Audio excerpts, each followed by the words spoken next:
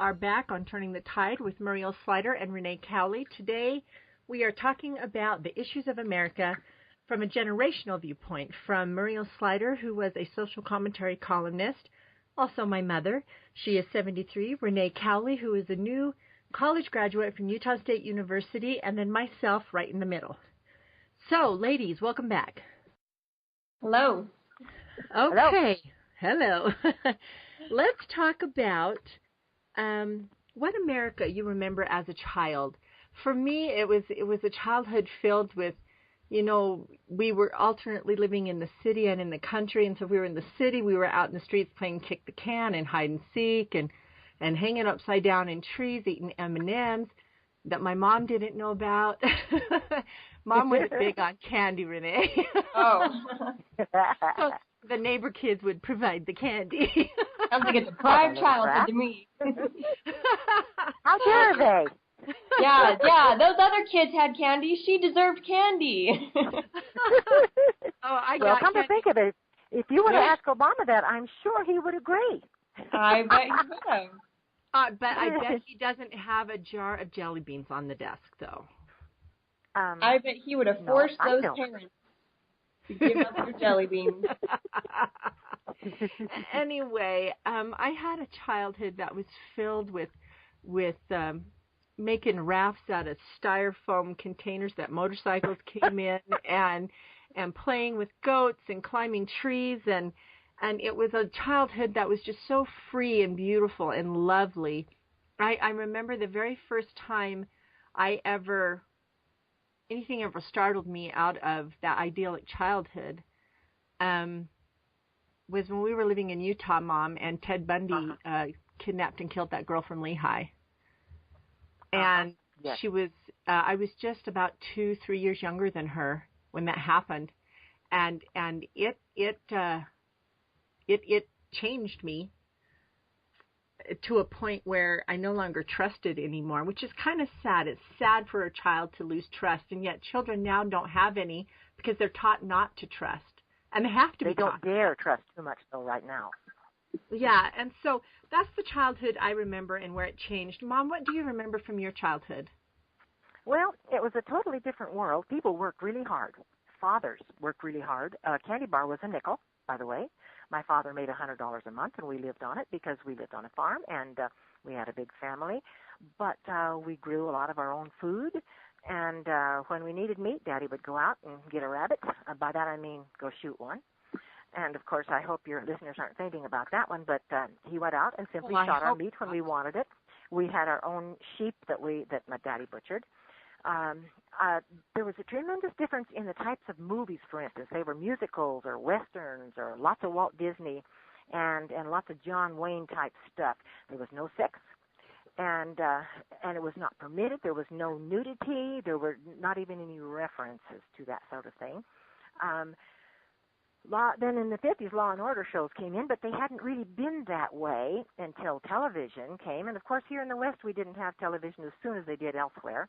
Now, California at that particular time tended to be made up mostly of hardworking Midwesterners and Westerners, those who had to leave the Midwest during the total drought of the 30s. So many of them migrated to California, and they were working fools. They would work themselves from dawn till dusk, and there was not the tremendous illegal problem back then. It simply didn't exist. What California has evolved into is a San Francisco type fruitcake haven. That's just simply what it's turned out to be.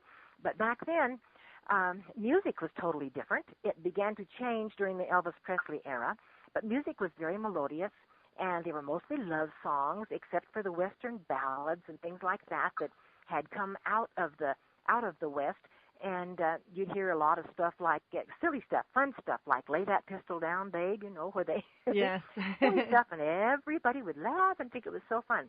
But I remember as a child, my father had this phenomenal singing voice, and as I would be tagging along behind him across the fields, he would be singing the love songs and the songs from the Broadway musicals, because, of course, we could get them on the radio. And he would be singing that type of stuff. Now, after rock music came in, I even very rudely refer to it as not even music, because there's not the, well, it's not really music. It's tremendous amount of crashing sounding noise and screeching and screaming and carrying on. And that. Wait, are we blaming all this on Elvis Presley? Because I'm a really big Elvis Presley fan. Well, you know, I didn't care for Elvis Presley, but he really did have some sweet music. He really did.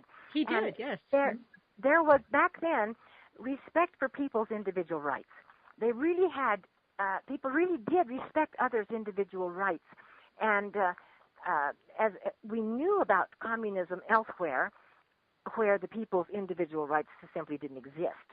And when I was very small, I was just a toddler when the Second World War started, and so I didn't really know much about what went on. But as I got older, for instance, President Roosevelt issued orders that just violated everyone's rights. He ordered that because the prices were so low, his people went to the farms and took stock, forcibly took stock from different farms, and many of them, especially in the Midwest, forcibly took the stock. Now, this was something that could never, ever have happened in the past, but his people had power, and so the farmers weren't able to do anything about it. But I remember... They took the stock and killed them, right? Well, I don't know whether they took them and sold them. I'm not sure exactly, and it may have differed. It may not have been across the board what they did, except that they all took the stock, and they took it forcibly. Now, when I was a kid, I was 14 years old, I was watching the store one day, and of course now the fact that a 14-year-old would be minding the small store, somebody would call Child Protection Services now. But back then, people didn't do silly things like that. But there was this man who, to me, was an old guy, but he was probably only 50. And that's not old. No, it's not. But back then it was, to me. And so this man announced, for some reason to me, that he had to go and get a job in another month or so, but he didn't have to right now because his unemployment had not yet run out. And so he would have to go back to work when his unemployment had run out, which to me was just stunning. I could not believe that anyone would have such a dishonorable attitude. How could a man say, I'm not going to work because the government's giving me money and I don't have to go work until the government stops giving me money? That, to me, was absolutely horrifying. To me, it was so that was like your awakening from childhood to the values that you had been raised with. Yes. Everybody worked when I was a child. If you didn't work, you weren't worthy. In other words, there was a level of worthiness in hard labor. Well, there still is. Well, I hope that that's going to continue, but I'm not absolutely certain. Anyway, Renae, back me up on this. There's still a worthiness, right, in hard work? Yes, absolutely. I hope. Okay, Mom, families were mostly intact back then. There were some that were not, obviously, but families were mostly intact, and so you obeyed Daddy and you obeyed Mama. And now, if Daddy and Mama tell a child to do something he doesn't want to do, he will report them to Child Protective Services, and I'll tell you, it is making a difference in the way children are being raised. It really, really is. And so it's really interesting to me in the difference between our two childhoods. Now, Renae, you are 20-some-odd years younger than me. So what was your childhood like? We don't have to do the math, Candace. It's okay. I already did it. You could have just said I'm 20-something years old. We'll go with that. You're talking about playing kick the can, and we had the neighborhood night games was huge in our neighborhood. We owned one of 2 trampolines in the neighborhood, so all the neighbor kids were always over jumping on our tramp. We had a sandbox. We had raspberries in the backyard. I remember picking. I remember when I got my first horse and I started showing and competing in rodeo, and I was 9 years old and I cleaned my own stalls. My parents never cleaned my horses' stalls for me. I had to feed them in the middle of the winter, and it was bitter cold, and that was all my responsibility. And I remember being very young and comparing what I was doing to some of the kids I went to school with, and how vastly, vastly different that was.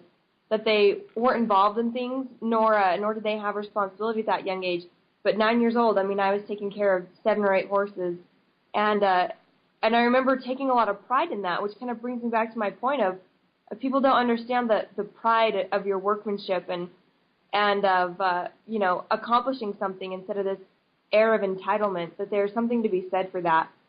So I remember knowing that was very different about me as a young kid.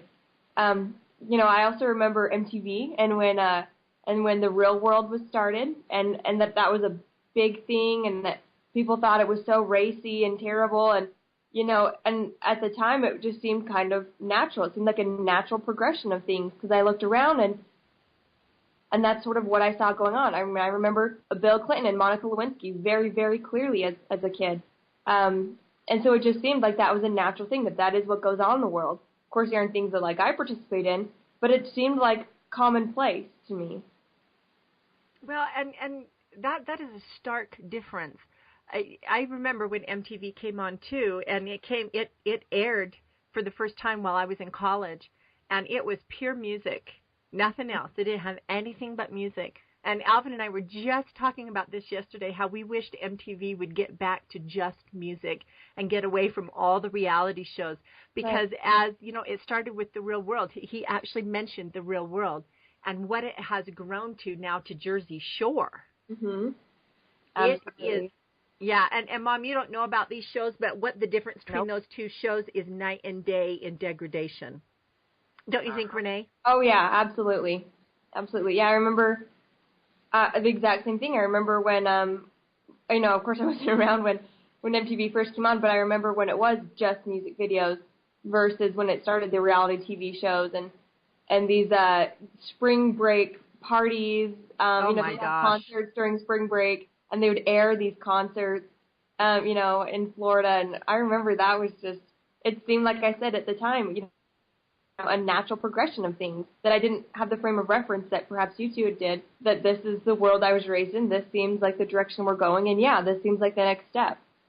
Can you guys see as clearly as I'm seeing now between the 3 generations how it has gotten worse and worse?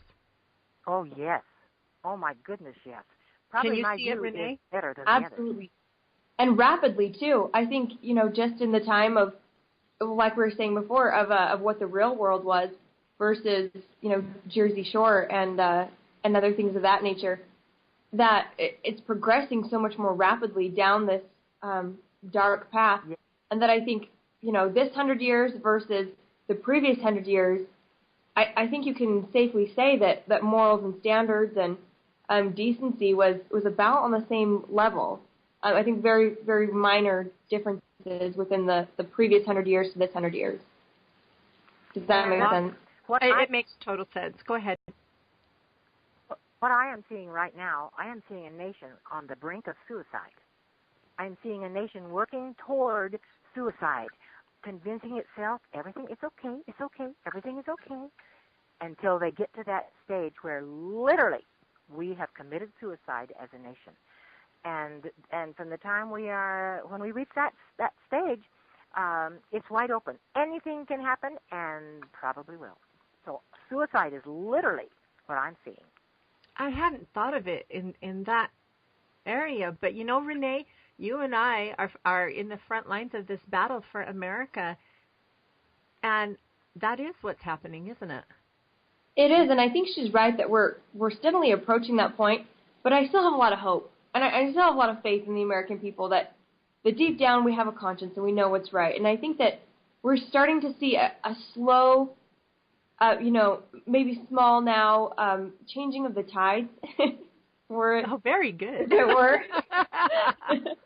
That like you're saying with this growing Tea Party movement, we're hoping to reclaim the Senate in 2012 and elect a Republican president, and I think that too the conscious that we all have, or the conscience that we all have, knowing that these shows are bad, or knowing that this type of behavior, this Occupy Wall Street, is just disgusting. And I think that's something we can all agree on, that maybe we are starting to realize the path that we're going down, and that I do have hope that, we can start to turn things back around.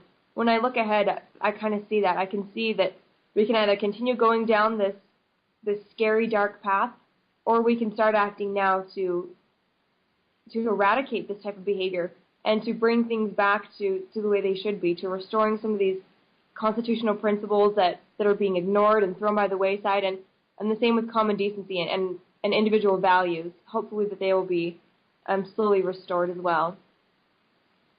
Renae, do you have a boyfriend? Because I have a nephew.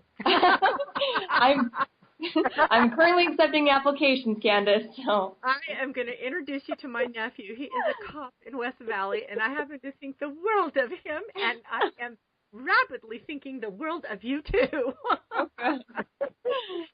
Okay, Mom, tell me what you think about what she said, that how she sees the hope for America.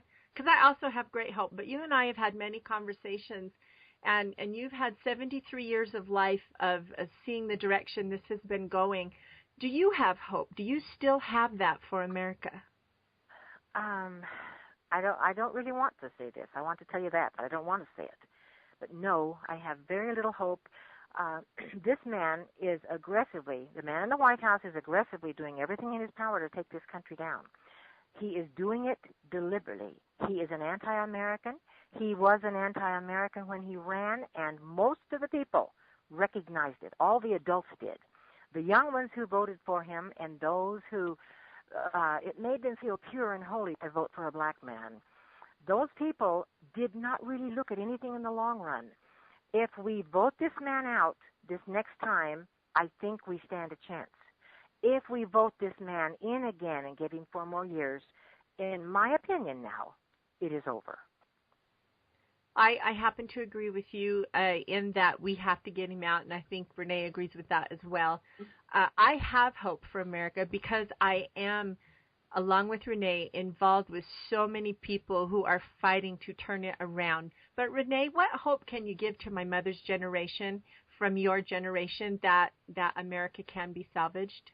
Oh boy, that's scary. I think it's going to come down to, well, you raised us right. We need to just take personal responsibility for ourselves and live the values that our parents taught us, and it's not something that's going to happen quickly. I'm afraid that this is probably going to take quite a while to right some of these wrongs, and that I don't know it's something that's going to take place in the next 2 generations. But hopefully we can take some serious strides to head back down that path. And I think as soon as we start to just gain that inch, to show that glimmer of hope and promise, that people will see it, and the younger generations, younger than I, will see that, and they'll see the direction that both paths can take them, and they'll choose the one that leads back to prosperity and back to our the ideals that our founding fathers had, and that the previous generations had as well. And I agree with Renae. We are fighting this battle day and night. We are doing all that we can. And I think that glimmer of light was November of 2010, when we had historic turnaround in the House and historic turnaround in all the state legislatures and governorships. I think that was the glimmer of hope. And I think and hope that my mother's generation can remember that I'm going to quote Senator Mike Lee here, that what's going to happen in 2012 is going to make 2010 look like a picnic. Mm-hmm. I hope so. I hope so too. I think it's going to happen. There's enough people that are working hard. Now, we have to remember that the Occupy Wall Street people are a very small section of the population. Tea Party over 39 million strong. Occupy Wall Street, a couple thousand. So keep that in perspective right now, and I'm hoping that we get a handle on it now. And the reason I wanted to talk about it is because we do have these 3 generations on the air right now, and we were able to see a common denominator and a commonality in thought and purpose in looking at what's going on. And I want people to realize that the generations do not need to be divided, that together, standing shoulder to shoulder, we can restore America. And as a matter of fact, America, I'm going to make a promise right now, America will be restored. It's not going to be easy and it's not going to be fast. But we will do enough with each election that we will turn this nation back around. I believe that with my whole heart, and I intend to work day and night to make it happen. Okay, ladies, let's move on to, actually, Mom, you just answered this question. What are your thoughts about Barack Obama and his administration? So we'll start with Renae. Oh, boy. I don't, obviously, it's just been a nightmare. His entire administration has been a nightmare. I can't really point to one thing he's done to help our country. I don't think that he ran for this office or was elected to this office thinking like, oh yeah, I'm going to run this nation into the ground. And I think that he's still delusional enough to think that, he was just handed a really bad deck and none of this is his fault, and this rising unemployment and mounting debt and deficit, that they're not his fault. This is something that he's just been dealt. That he doesn't realize that, universal health care and that type of thing, the actions and steps that he's taken are making things worse. I honestly don't believe that he sees that. I think that were he allowed to stay another 4 years, that we might push our country to a point beyond recognition. That the America that we would have after another 4 years of Barack Obama would not be the America that that the Founding Fathers saw when they signed the Declaration of Independence and the Constitution was created. Yes, I agree, but I'm kind of in the middle of between you two. Mom says he's doing it on purpose. You're saying I'm going to paraphrase you. He's an idiot. Yeah. And so I think he's equal parts of both. I think he's equal parts of both. I think he is delusional enough to think that what he is doing is right. I also believe him to be vehemently anti-American. And what I mean by anti-American is anti what made America great. Everything, self-reliance, self-motivation, entrepreneurship, working together shoulder to shoulder, not so forced but willingly. And everything that made America great is a foreign concept to him.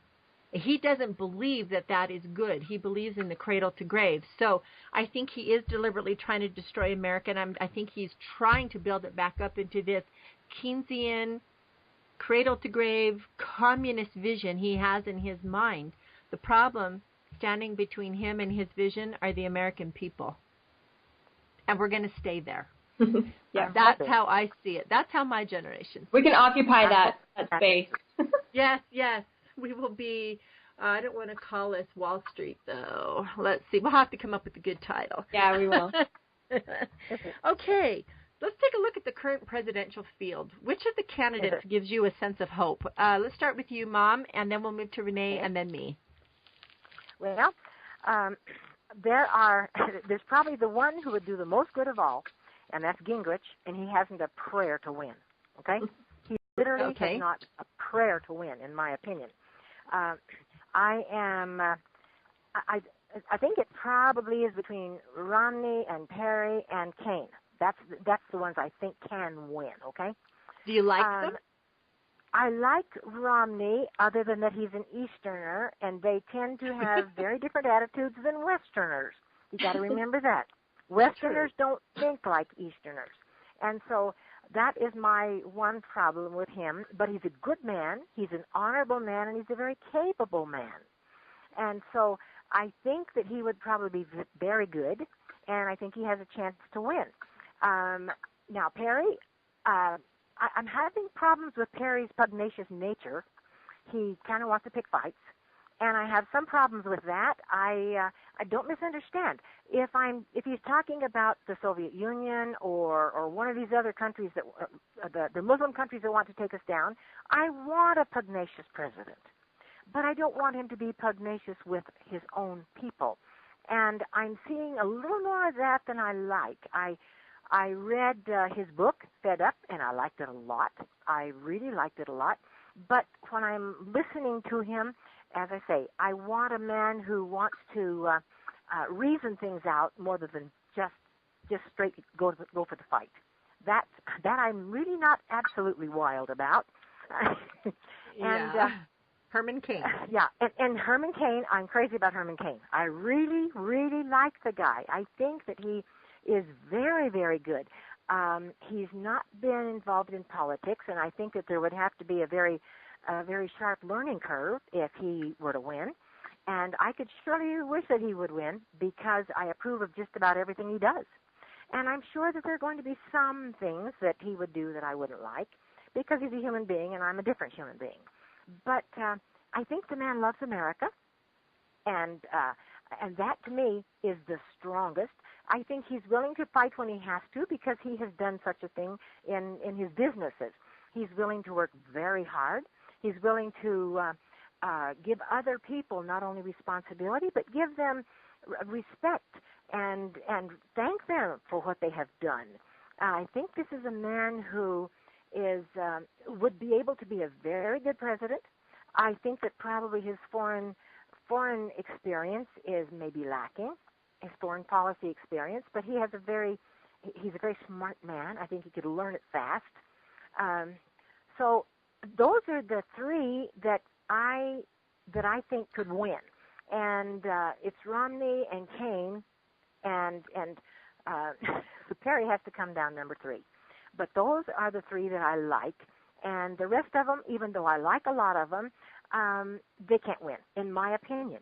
Okay, they can't win. And so I don't waste my time and consider it a waste of time. I do not waste my time on people who cannot win. And my whole thought is toward those who can win. Well, it's interesting. Yes, the show I did yesterday, I had Boyd Matheson, who is a strategist, for a Fortune 500 strategist, but he's also a political strategist. And I went through each one of the candidates and matched them up against Barack Obama and asked him which ones would win. And he said the only 2 that could win for sure were Mitt Romney and Herman Cain. He said the same thing Really? you did. Now, let's take a break. And when we come back, Renae, we will get your take on the current presidential field, okay? Sounds great. We will be right back on Turning the Tide.